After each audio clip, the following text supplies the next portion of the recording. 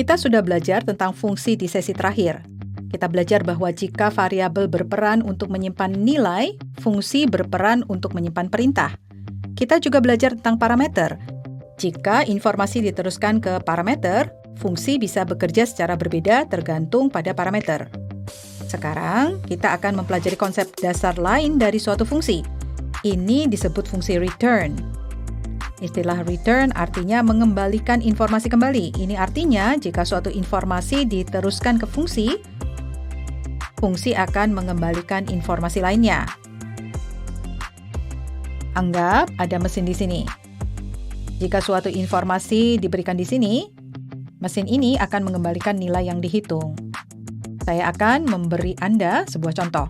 Sekarang perhatikan kode ini dengan cermat. Fungsi ini menerima satu parameter. Nama parameternya adalah X dan saya berencana memberikannya nilai bilangan bulat. Dengan begitu, fungsi getSquare ini akan mengkuadratkan nilai X dan mengembalikan nilai itu. Untuk menjelaskannya, mari kita anggap bahwa itu meneruskan 3 ke parameter. Kemudian 3 masuk ke X, bukan?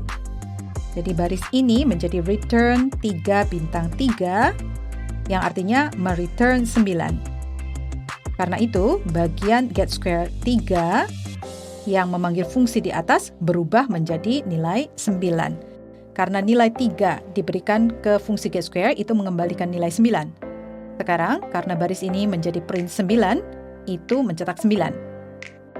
Ayo kita lihat contoh yang lain, bagaimana ini akan bekerja. Sebenarnya ini tidak jauh berbeda dari contoh sebelumnya. Ayo kita mulai dengan melihat baris ini. Ada tanda sama dengan di sini. Apa Anda ingat kalau ini disebut resolution operator? Ini artinya menyimpan nilai yang ada di sisi kanan ke variabel di sisi kiri. Kalau begitu, sisi kanan perlu dihitung dulu. Fungsi getSquare dipanggil di sini. Nilai bilangan bulat 3 masuk ke dalam parameter. Jadi 3 masuk ke X, kemudian mereturn 9 karena menjadi return 3 bintang 3.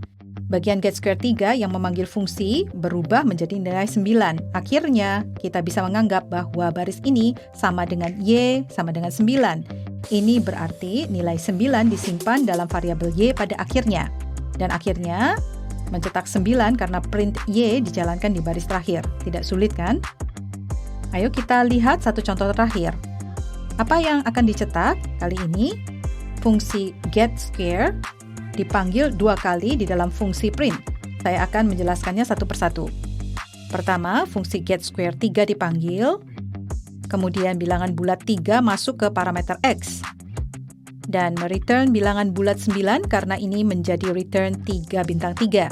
Jadi, bagian ini menjadi 9. Selanjutnya, fungsi getSquare 4 dipanggil. Jadi kali ini, nilai 4 masuk ke parameter X. Itu mereturn bilangan bulat 16 karena ini menjadi return 4 bintang 4. Jadi, bagian ini menjadi 16. Akhirnya, baris ini menjadi print 9 tambah 16 karena 9 ditambah 16 adalah 25, jadi 25 dicetak.